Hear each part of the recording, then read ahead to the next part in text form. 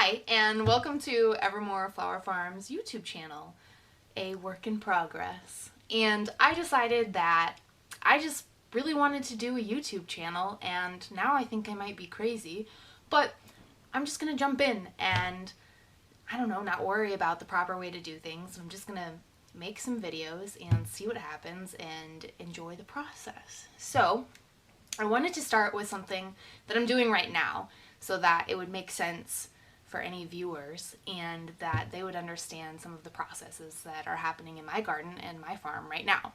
So one thing I'm doing, and I've done it in the past, but I've never done it in the flower farming realm, but it translates perfectly, is winter sowing. And if you're like me, you didn't know what that was until like a couple years ago, but evidently it's very popular and people have been doing it for a very long time. And it's really easy. And it drastically improves the success of what you're trying to grow. So, what is winter sowing? It is simply, in its essence, it's just sowing seeds in winter outside in miniature greenhouses. That's it.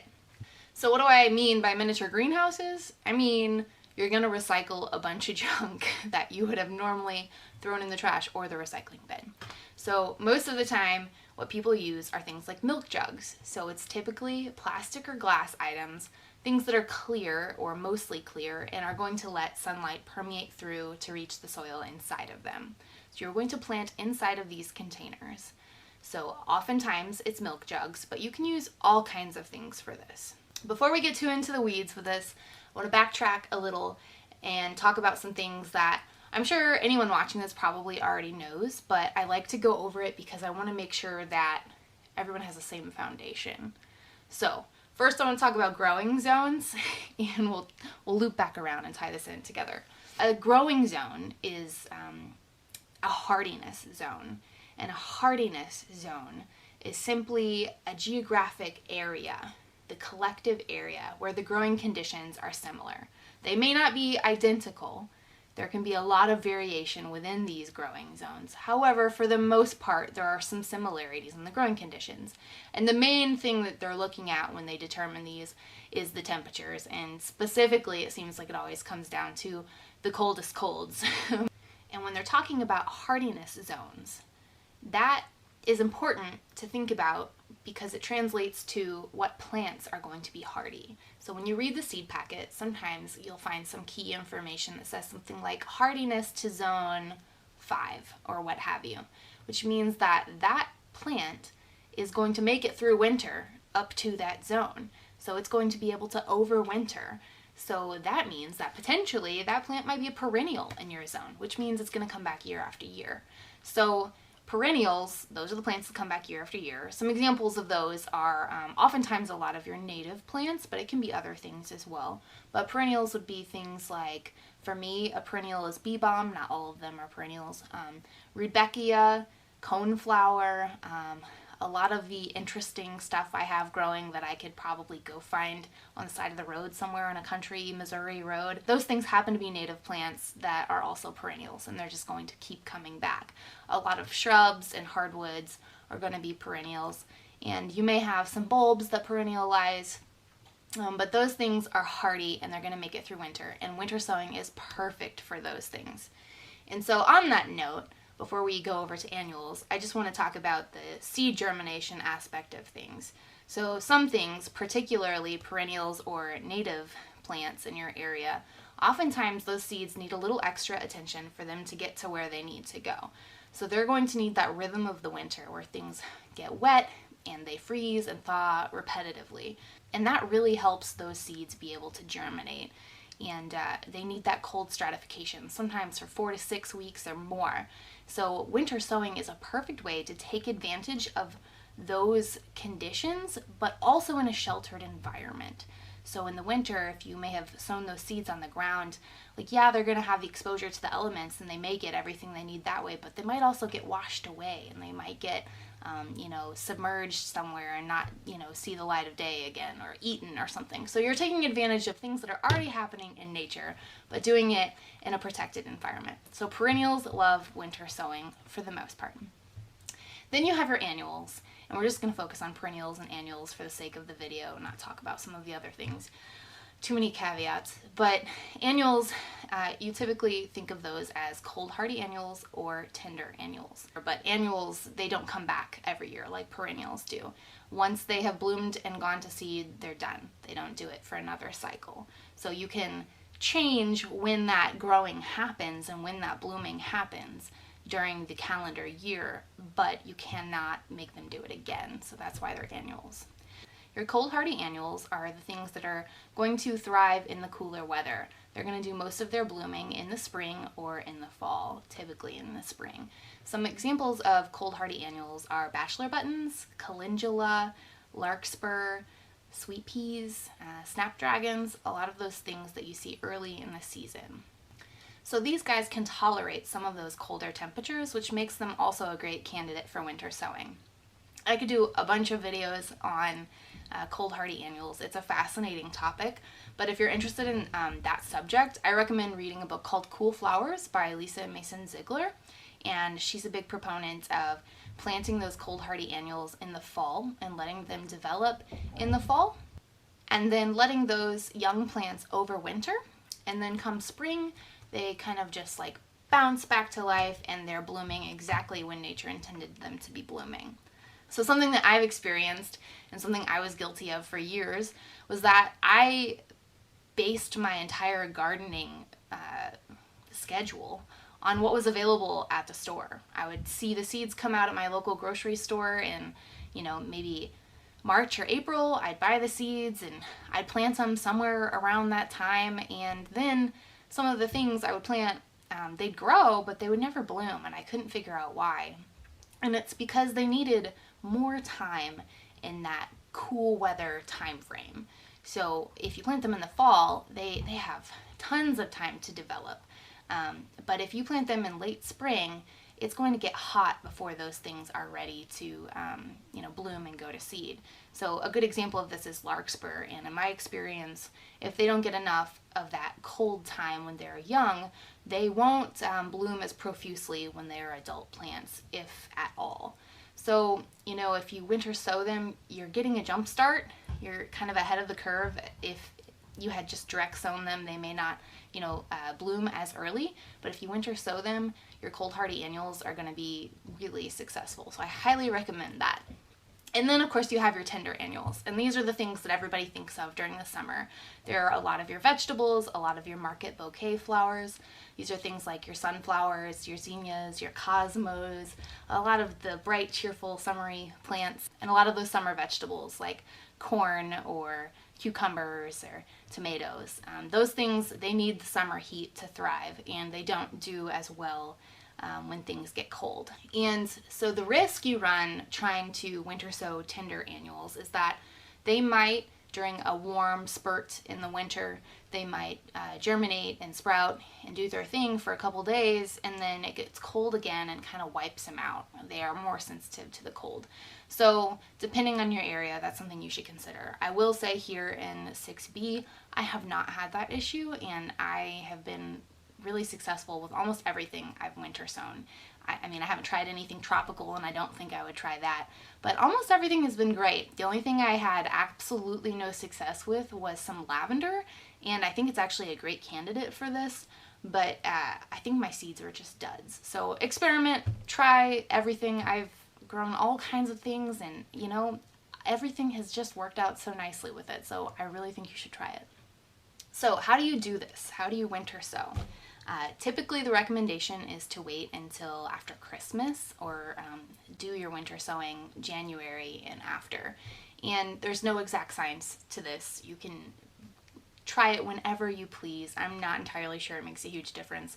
I know that come January and February, I've got the winter blues and I am itching to play in some dirt, so that's when I want to winter sow. So maybe you're like me and that's the time of year that you're ready to get going with all your planting.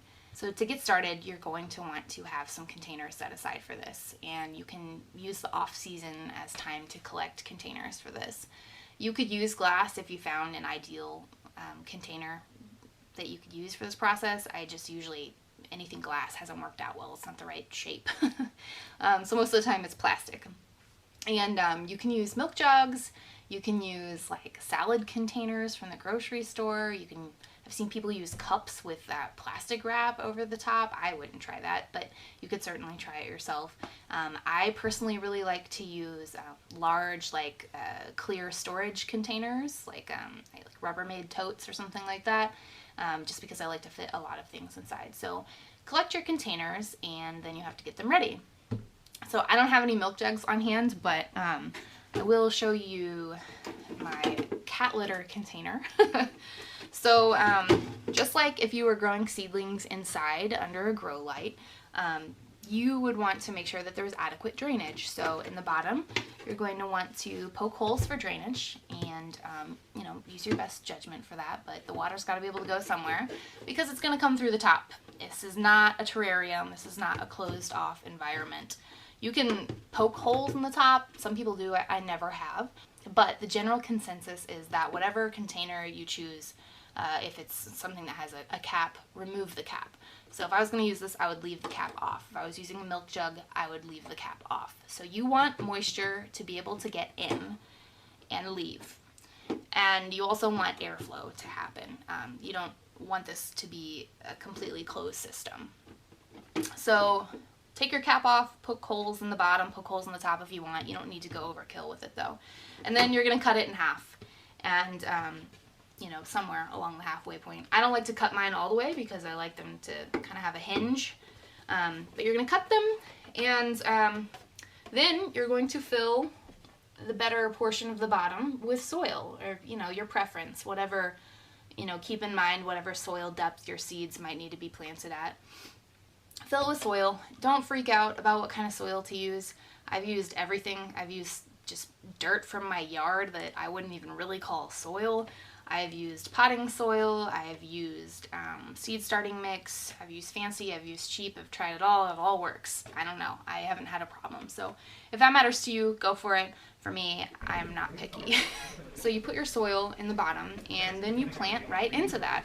And then be smart and remember to label what your seeds are, because I have made that mistake before where I just clean forgot to do some labeling. You can label with all kinds of things. In the past, I've used popsicle sticks and written on them. I have used pieces of mini blinds that I cut up into spikes and wrote on. That worked well. For the most part now, I just write on the actual container, but that's up to you. So I like to use large totes or large plastic containers, and it depends on what the container is like. If your lid is not clear, if it's black or opaque, then you're not going to want to use that as a top, because you want as much sunlight to get in there as you can. You're not going to set this in the shade somewhere. So if your top is colored and does not let sunlight through, then you're going to flip your container upside down and you're going to use the lid as the bottom. So this is full of seeds, so it's not a great example, but say the lid was colored, I would flip this upside down and I would plant in cups and set them on the bottom, and I would just let this be a germination dome, and obviously poke holes in it for drainage. I like to plant in cups for a lot of reasons. You can use biodegradable paper cups like this. However, my thinking at the time was, oh, this will be great. I can transplant this directly into the soil and it'll break down like cardboard. But theoretically that would be great, but a lot of these little cups are actually lined with a plastic layer, and you don't want that in your soil. It's not going to break down. So I really like miniature red Solo cups, or the off-brand version. They're like 4 ounces, I think, and that's good for me. I put 2 seeds of whatever I'm growing in each one, and I prefer that because if I broadcast a bunch of seeds on the surface of the soil, I'm going to wind up with a mass amount of seedlings all close together, and I'm going to have to pull those apart when I transplant them later, which is fine, and it works for some, especially if the seeds are really tiny and you don't want to mess with them. However, I don't really like to agitate the root systems very much. You can do it, and I've done it successfully, but for me, I'd rather keep them separate and just pop that whole seed pocket into the ground when it's time to transplant. There are some people who do this who I think they call it the hunko seedlings method, where you would do basically a sheet of them, and I've got a picture somewhere I'll show you guys. And then you would tear those apart and just like plant the chunk into the ground, and basically, you know, survival of the fittest, like may the best seedling win. And that's certainly an option. I don't really like that method. Also, there are some seedlings that need to have long roots or long tap root, or they have really sensitive root systems. For example, if you're doing sweet peas, I don't recommend doing anything that's going to irritate their root systems. Don't disturb it as much as possible. That way when you transplant them, they're going to be primed and ready to grow. So after you have your containers filled with your soil and your seeds and you've got your labels in place, you're going to want to close your container, and you don't have to tape them closed or snap them closed or what have you. I don't always, I guess just because I'm kind of lazy and I don't really like the tape residue when I reuse them. But you know, if it works best for you, you can certainly do that. Just know that when the days get hot later, you're going to have to pop those containers open so you don't fry all the seeds, or seedlings rather, inside. So you want to make that accommodating. Just kind of try what works best for you. I've used like a sparing amount of tape before, and that worked fine too. So you're going to want to close the containers and then put them outside in a sunny spot. And you want them to be relatively protected. You don't want it somewhere where your dogs are going to run over it or somewhere where they're going to be exposed to really intense winds. But for the most part, they're kind of set it and forget it. I like to set mine next to the foundation of my house. That way I think that maybe the foundation is a little warm, and maybe that might be a microclimate, and maybe things will start quicker. I don't really know if that's true, but I think it's probably a good chance that it's true. So I like to put mine next to the base of the house. But you can put them wherever you want. And then you basically just leave them alone to do their thing. You pop open the container if it gets hot outside, so things don't overheat and hot box your little seedlings that have been so used to the cold. And then you transplant them when it's time. Oftentimes they are bursting at the seams, and you're going to know when it's time to transplant them. And the good thing is, for most of this stuff, you can transplant it earlier than you think, because these seedlings have been conditioned to all of that cold and that entire environment. So, you know, you can wait until after a frost date for some things if you think they're sensitive to it, but a lot of this stuff is going to be ready to go before then. And that's also going to be based on your growing zone. So what are the pros and cons of this? I am biased and I don't think there are many cons, but there are a lot of pros. It's fun. It gets you to be involved in something nature related when the days are short and it's cold and things are kind of depressing and the winter blues set in. So it gives you a good opportunity to play with some dirt and, you know, buy your seeds and have fun with that and daydream about your future plans for the summer season. And it's really fun for kids too. They really enjoy the process. It's hands-on and they get to watch how things grow and change. And I think it's really rewarding to watch things happen when you don't expect them to, when it's, you know, sleeting outside or terrible or there's an ice storm, and you open these containers and it's just full of bright green, happy hope. So I think it can be a really joyous thing to experience. Also, another major benefit is that it's pretty darn cost effective, actually. You may still be starting things under grow lights in the house, but this is less space that you're taking up in the house, less energy you're using for lights or grow mats. All of this is happening outside and you don't have to worry about it as much. It's very simple. Your seedlings aren't ever going to get leggy because they have adequate sunlight at all times. They're going to have less disease problem. They're not going to have damp off problems. There's no hardening off process. You don't have to take the seedlings outside to acclimate them to the temperature. Like, they're out there. They already know what it's like. They're doing their thing anyways. So that's one less step that you have to worry about. Like I mentioned earlier, the seedlings are protected relatively. You know, they're not going to wash away. They're not going to get chewed on by little critters. They're in a little enclosed, protected area. The dogs are here. They're tired of this shenanigan. I also think for the most part that the things I grow from winter sowing are just stronger in general. I think that they start out strong. They're exposed to the elements. They have to be tougher.